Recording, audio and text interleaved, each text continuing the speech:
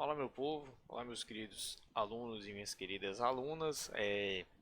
Seguindo no mesmo assunto das aulas anteriores, que a gente viu Revolução Francesa, depois a consequência dela, que foi o Império Napoleônico, a gente vai seguir traçando relações sobre esses fatos aí. Então, a gente vai relacionar a Revolução Francesa e o Império Napoleônico com a história do Brasil, porque estão diretamente ligados, ok? Então, vocês vão ver que a aula de hoje vou me remeter um pouco aos assuntos da aula anterior, da Revolução e de Napoleão, porque o assunto de hoje é a fuga, ou seja, quando a família real portuguesa fugiu, né, fugiu aqui para o Brasil. Bruno, mas por que a família real de Portugal fugiu?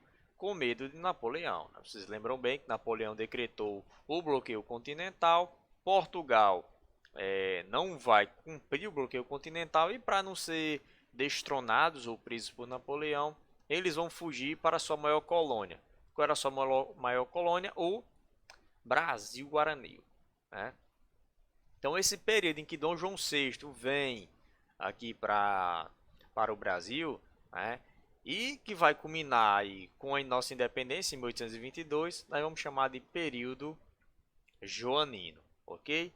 Então o assunto da aula de hoje é muito interessante porque se relaciona diretamente com os assuntos das aulas passadas. Então vamos lá, ó. Período joanino, período aí que vai de 1808, quando a corte chega finalmente ao Brasil, lembrando que eles saíram lá da Europa em 1807, ok, pessoal? Só que eram vários meses de viagem, vieram cerca de 15 mil pessoas, só para vocês terem noção. 15 mil pessoas vieram. Né?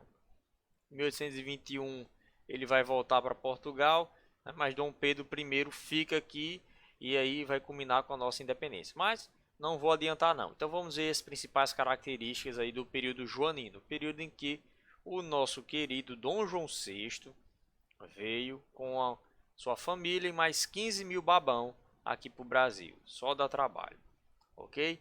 Então vamos lá.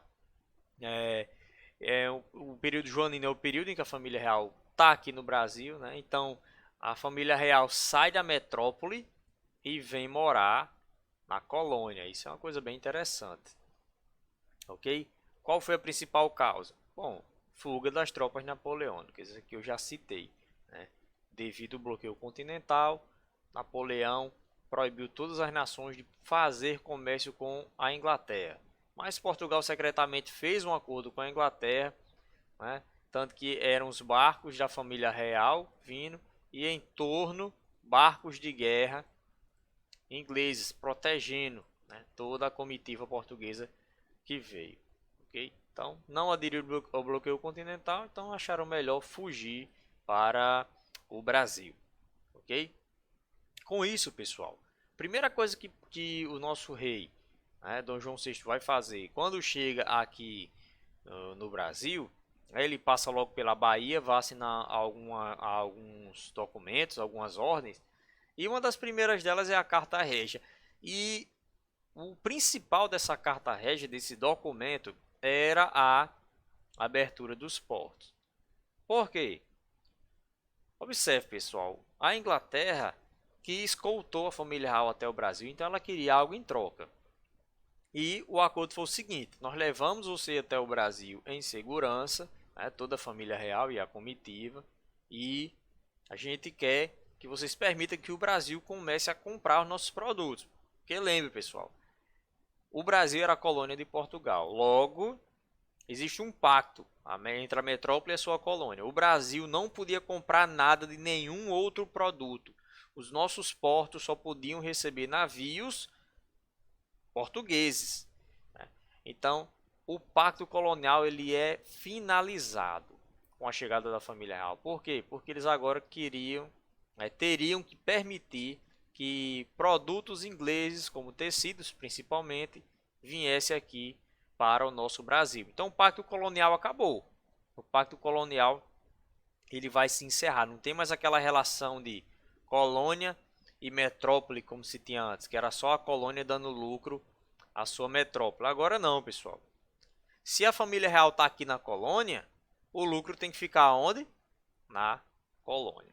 Ok? Então, Os produtos ingleses agora, se eu não me engano, era mais de 25% de taxa de imposto e eles vão reduzir aí para 10, 14% para que tudo chegasse aqui, tudo em inglês chegasse aqui mais baratinho, né? Isso vai atrapalhar as manufaturas brasileiras, que agora elas vão ter que concorrer com as manufaturas inglesas, porque quando a gente vai na loja a gente prefere o que é importado, né?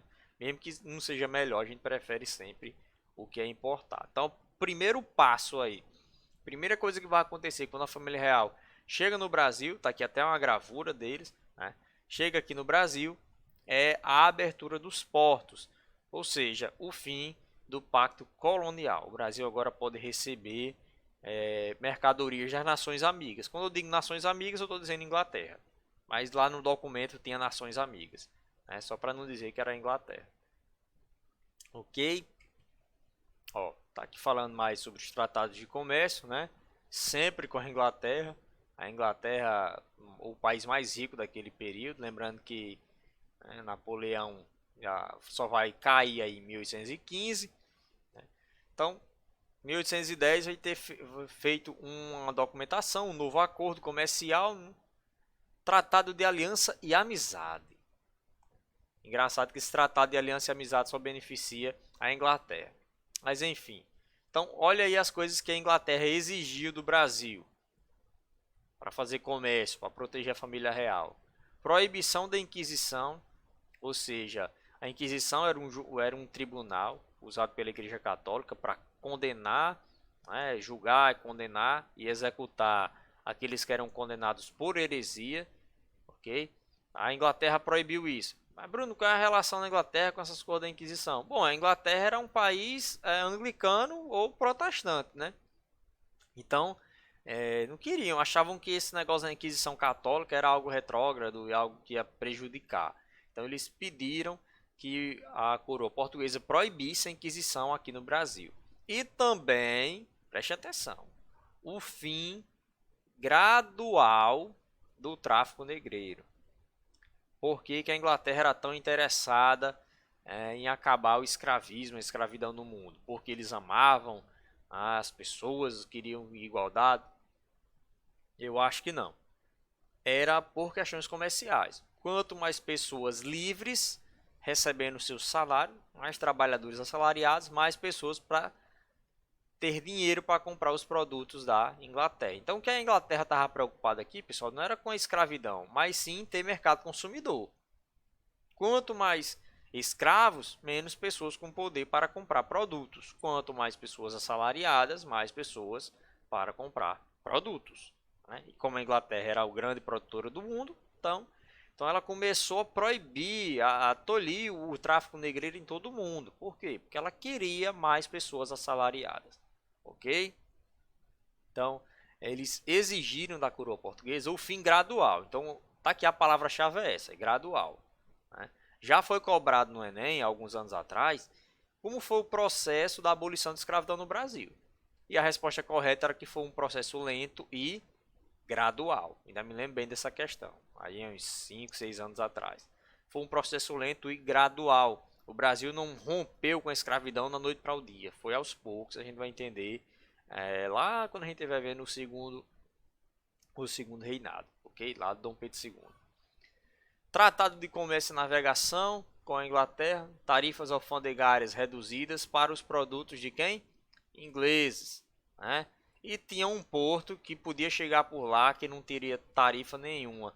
Era a lei do Porto Livre, o porto de Santa Catarina. Então, para a Inglaterra era uma maravilha. Achou mais um mercado consumidor para suas enormes fábricas. Lembrando que a Inglaterra foi o palco da Revolution Industrial, Revolução Industrial. Ok? Agora a gente vai ver as coisas que Dom João fez aqui no Brasil. Haja vista, pessoal, ele trouxe a sua família, muito chique, muito rico, o povo, né? Vivia nos palácios.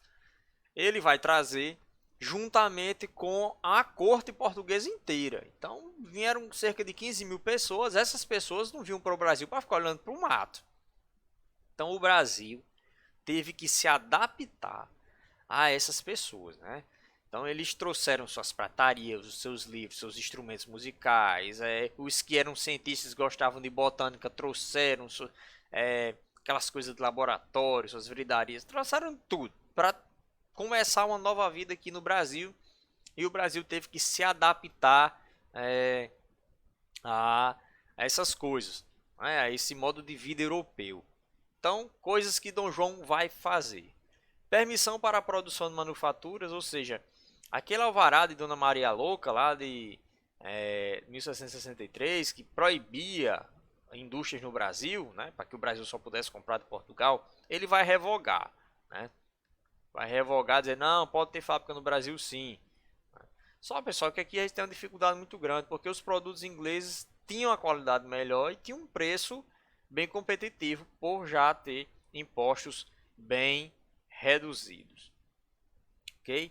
Tanto que está aqui, ó, frustrados pela concorrência inglesa. Então as nossas fábricas elas não prosperaram. O que prosperou é uma fábricazinha de sapato, uma fábrica de chapéu, um uso assim mais uma coisa mais fraquinha, com comércio mais fraco. Mas em relação a roupas, bebidas, aí a galera só queria comprar da Inglaterra. Ele vai fazer uma academia militar, né? Então observe que vocês vão perceber a transformação do Brasil aqui na era joanina. Então o Brasil vai começar a se transformar em uma nação e não apenas uma colônia que era sugada e sugada e sugada. Uma academia militar para formar soldados. O Banco do Brasil vai surgir nesse período, né? O Banco do Brasil que já quebrou tantas e tantas vezes por má administração. Vai criar o Banco do Brasil. Para que serve um banco, Bruno? Para financiar, para emprestar dinheiro ao povo, né? Para guardar o dinheirinho dos empréstimos. Tinha a imprensa régia, a palavra régia significa real. Né? A imprensa régia, pessoal, nesse período ela servia para falar dos tititi, das fofoquinhas relacionadas à família real. Então as obras que eles faziam, os jantares, os casamentos, toda aquela nobreza que veio, ela se informava através da imprensa régia. Então criaram um jornal, digamos assim, era como se fosse um jornal, uma revista para noticiar as coisas oficiais do Brasil. Uma biblioteca real para aqueles 15 mil babão ter onde ler alguma coisa, né? Ir lá, ler um livrinho e tudo mais, né? A primeira escola de medicina no Brasil serão feitas duas, né? A na Bahia e também uma no Rio de Janeiro. Para quê? Para que os filhos do nobre não precisassem viajar até a Europa para se formar em medicina. Lembrando que a Europa estava vivendo ainda o Império Napoleônico. Então você mandar um filho para lá era algo perigoso. Tava meio bagunçado. Napoleão tava bagunçando um pouco lá a Europa. Eu tive o prazer de pegar em livros originais dessa biblioteca aqui, da primeira escola de medicina do Brasil, né, durante a faculdade. Um teatro para que os babão pudessem ir lá ver as coisas, né? As obras, as peças.